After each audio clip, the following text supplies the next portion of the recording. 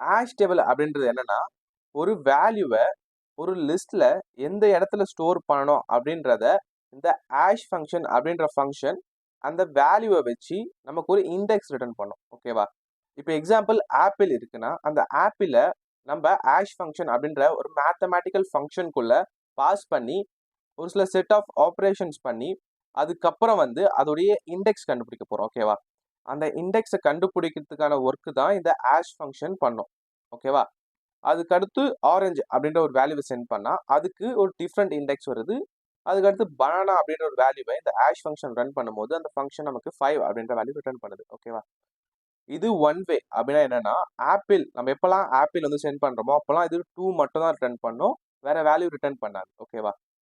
But இதுல few drawbacks இருக்கு. அது என்னன்னா இப்போ நம்ம ஆப்பிள் சென்ட் பண்ணும்போது 2 வருது, இப்போ ஆரஞ்சு சென்ட் பண்ணும்போதும் 2 வந்தா இந்த கான்செப்ட் பேரு கொலிஷன். ஓகேவா?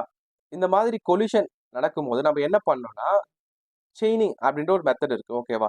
இந்த மெத்தட் நம்ம என்ன பண்ண போறோம்னு பாத்தீங்கன்னா இப்போ 2 வேல்யூக்கும் ஹாஷ் கீ வந்து சேமா இருக்கிறதுனால நம்ம என்ன பண்ணுவோம்னா இந்த சேம் இண்டெக்ஸ்லயே ஒன் ஆஃப்டர் அனதர் அந்த மாதிரி ஸ்டோர் பண்ணிட்டே வருவோம். இங்க ஸ்டோர் பண்ணும்போது நம்ம இந்த ஆப்பிள் அண்ட் ஆரஞ்சை லிஸ்டா ஸ்டோர் பண்ணலாம், அப்படிலாம் லிங்க் லிஸ்டா ஸ்டோர் பண்ணலாம். ஓகேவா? இதுக்கு பேர் தான் செயினிங் அப்படின்ற கான்செப்ட். அதுக்கு அடுத்து அப்படி இல்லைன்னா இன்னொரு கான்செப்ட் இருக்கு. அது என்னன்னா ஓப்பன் அட்ரஸிங்.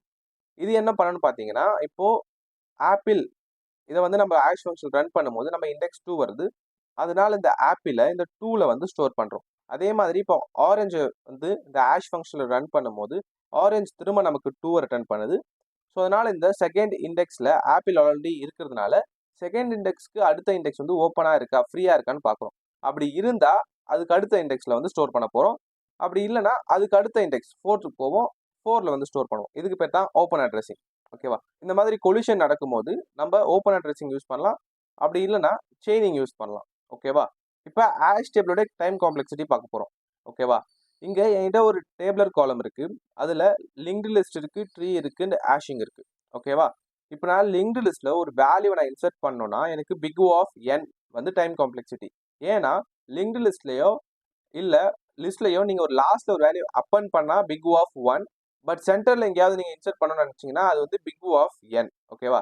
டெலிஷனும் அதே மாதிரி சேம், நீங்க சென்டர்ல இருக்க வேல்யூ டெலீட் பண்ணா திரும்ப ரீஇண்டெக்ஸிங் பண்ணணும், அதனால வந்து இதுவும் பிக் ஓ ஆஃப் என்.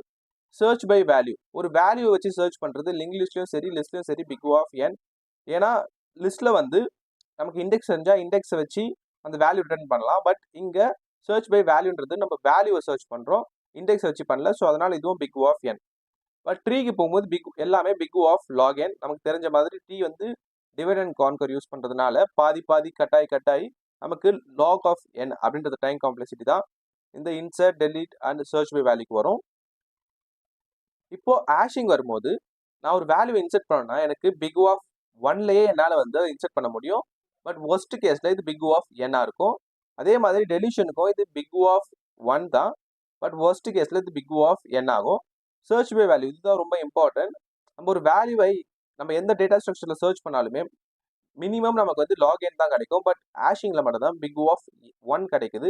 அது ஏன்னா இந்த சர்ச் பண்ற வேல்யூவை வந்து நம்ம ஹேஷ் பண்றதுனால அது எந்த இண்டெக்ஸ்ல இருக்குன்னு நமக்கு தெரியும். ஸோ அந்த இண்டெக்ஸ்ல நம்ம ஸ்டோர் பண்றதுனால இது பிக் ஓ ஆஃப் 1 தான். இன்கேஸ் நம்ம செயினிங் கான்செப்ட்ல போனா நமக்கு இண்டெக்ஸ் 2ன்னு தெரிஞ்சிடும். 2ல இருக்கிற வேல்யூவை மட்டும் லூப் பண்ணி நம்ம சர்ச் பண்ற வேல்யூ என்னன்றதை பார்த்துடலாம். ஓகேவா? ஸோ இதுதான் ஹாஷ் டேபிளோடைய டைம் காம்ப்ளெக்சிட்டி. நெக்ஸ்ட் நம்ம பைத்தன்ல ஆல்ரெடி இன்பில்டான ஹாஷ் டேபிள பார்க்க போறோம். ஓகேவா? அது என்னன்னா அதுதான் டிக்ஷனரி. நம்ம டிக்ஷனரி ஆல்ரெடி யூஸ் பண்ணியிருக்கோம். டிக்ஷனரி ஆக்சுவலா வந்து ஒரு ஹாஷ் டேபிள். நம்ம ஒரு கீ அண்ட் வேல்யூ வந்து ஒரு டிக்ஷனரியில் ஆட் பண்ணும்போது அது பேக் எண்ட்ல பைத்தன் என்ன பண்ணணும் பார்த்தீங்கன்னா அந்த ஆப்பிள் அப்படின்ற வேல்யூவை வந்து அது ஹேஷ் பண்ணி அதுக்கு ஒரு இண்டெக்ஸ் கிரியேட் பண்ணி அந்த இண்டெக்ஸ்ல தான் இந்த 10 அப்படின்ற வேல்யூவை ஸ்டோர் பண்ணும். ஓகேவா? ஆரஞ்சும் அப்படிதான், பனானாவும் அப்படிதான்.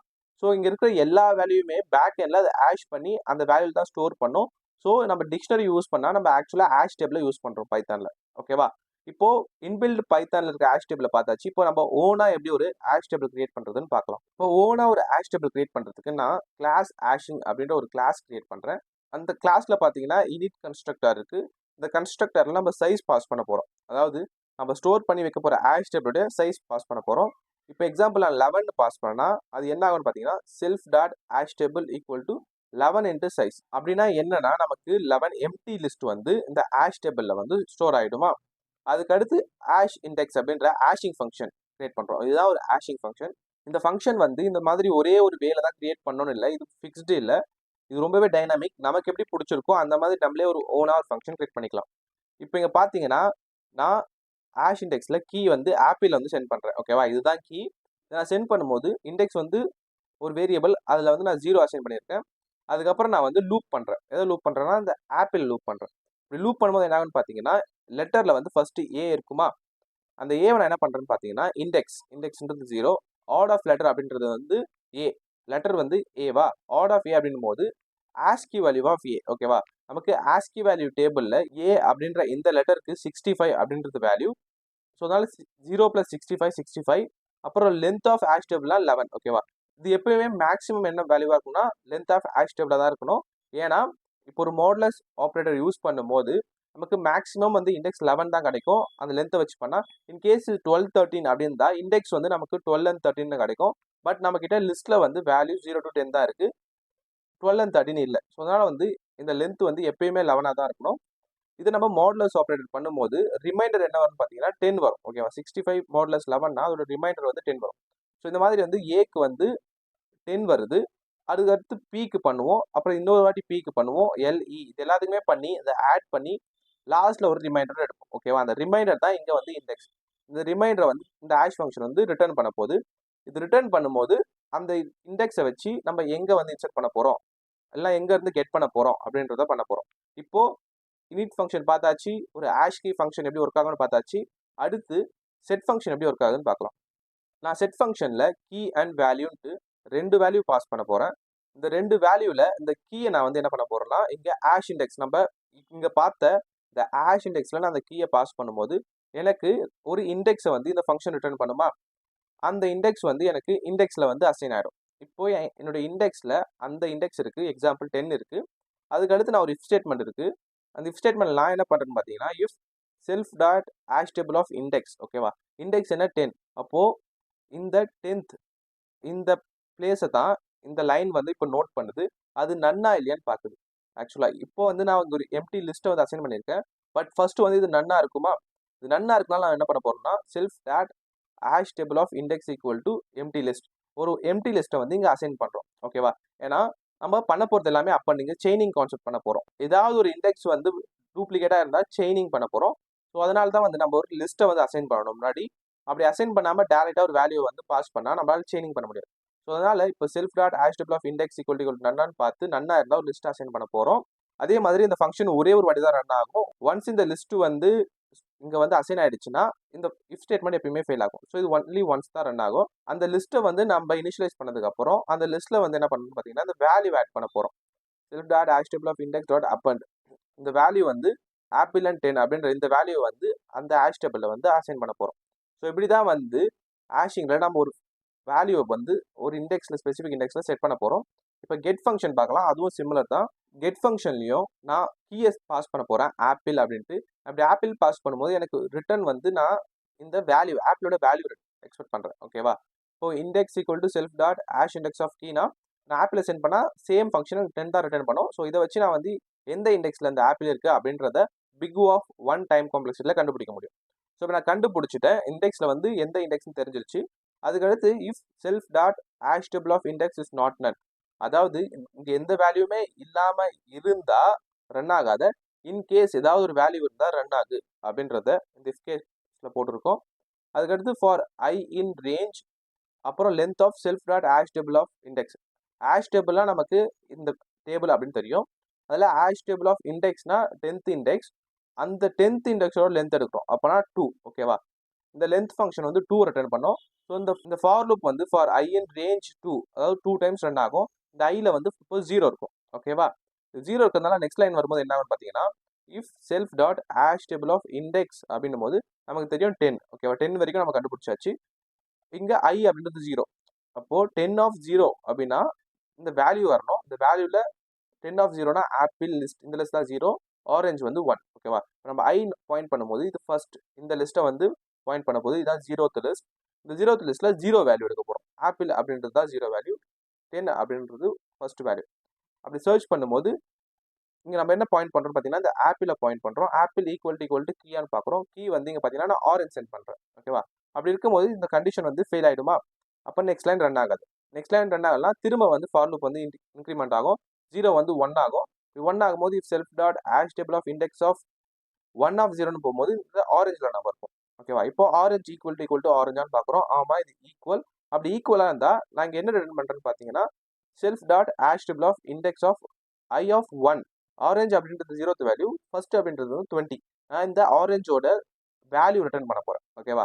அப்படி இங்கே எதுவுமே மேட்ச் ஆகலாம் நன் ரிட்டர்ன் பண்ண போகிறேன். ஓகேவா?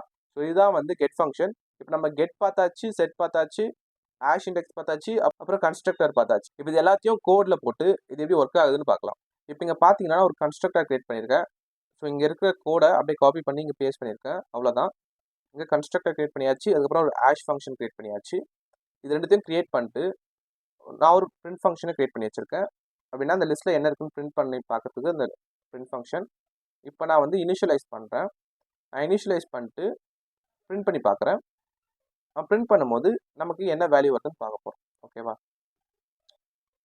இப்போ இங்கே பார்த்தீங்கன்னா என்கிட்ட ஒரு லிஸ்ட் இருக்குது. அதில் வந்து பார்த்தீங்கன்னா 0 வந்து நன்னா இருக்குது, 1 வந்து நன்னா இருக்குது, அந்த மாதிரி வந்து 0 to 10 வந்து நன்னா இருக்குது. ஏன்னா நம்ம வந்து இனிஷியலைஸ் பண்ணும்போது 11 வேல்யூஸ் இனிஷியலைஸ் பண்ணோம் கன்ஸ்ட்ரக்டர் கிரியேட் பண்ணும்போது. ஸோ அதனால் இங்கே வந்து பார்த்தீங்கன்னா 0 to 10 வரைக்கும் இது இருக்குது. ஓகேவா?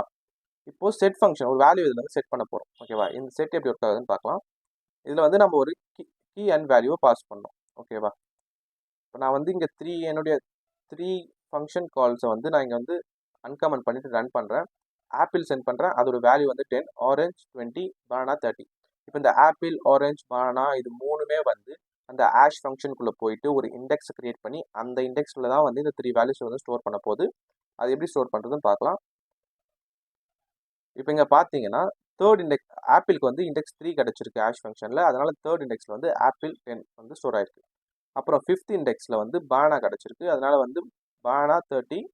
ஆரஞ்சுக்கு வந்து இண்டெக்ஸ் 10 கிடச்சிருக்கு. அதனால் 10th இண்டெக்ஸில் வந்து ஸ்டோர் பண்ணி வச்சுருக்கோம். ஓகேவா? இப்போது அந்த வேல்யூவை கெட் பண்ண பார்க்கலாம். அதுக்கு வந்து நான் அந்த காலை வந்து அன்கமெண்ட் பண்ணிவிட்டு டெஃபினேஷனையும் வந்து அன்கமெண்ட் பண்ணுறேன். ஸோ இங்கே பார்த்தீங்கன்னா கெட் ஃபங்க்ஷன் இருக்குது. கெட் ஃபங்க்ஷனில் கீயை பாஸ் பண்ணுறோம். அப்புறம் நம்ம இந்த ஸ்லைடில் பார்த்த மாதிரி எல்லாமே சேமாக இருக்குது. இப்போ நான் வந்து ஒரு கெட் பண்ணுறேன். என்ன கெட் பண்ணுறேன்னு பார்த்தீங்கன்னா கிரேப் அப்படின்ற வேல்யூ நான் கெட் பண்ண பார்க்குறேன். பட் கிரேப் இங்கே இல்லை. நான் இப்போ ரன் பண்ணனா எனக்கு நன் அப்படின்ற வேல்யூ தான் ரிட்டர்ன் ஆகும். ஏன்னா கிரேப் இந்த வேல்யூவில் இல்லை. இப்போ நான் ஆப்பிள் அப்படின்னு நான் சர்ச் பண்ணனா இப்போ எனக்கு இந்த ஆப்பிளோட வேல்யூ 10 அப்படின்ற வேல்யூ கிடச்சிருச்சு. ஓகேவா? இது பிக் ஆஃப் 1 டைம் காம்ப்ளெக்சிட்டியில் கிடச்சிருக்கு. பட் மற்ற எந்த டேட்டா ஸ்ட்ரக்சர்ஸில் நம்ம பண்ணாலுமே இதுக்கு வந்து நம்ம என்ன பண்ணுவோம்னா பிக் ஆஃப் லாக் என் தான் ரொம்ப எஃபிஷியண்ட்டாக இருந்தது. பட் இப்போது ஹேஷிங் யூஸ் பண்ணுறதுனால இது பிக் ஆஃப் 1லேயே நம்மளால் வந்து ரிட்ரீவ் பண்ண முடியும். ஓகேவா? இதுதான் ஹேஷிங்கோட ஒரு இம்பார்ட்டன்ட் கான்செப்ட். இப்போது ஆப்பிள் வந்து ரிட்டர்ன் ஆகிடுச்சு. நெக்ஸ்ட் வந்து ஆரஞ்சு ரிட்டர்ன் ஆகுதான்னு பார்க்கலாம்.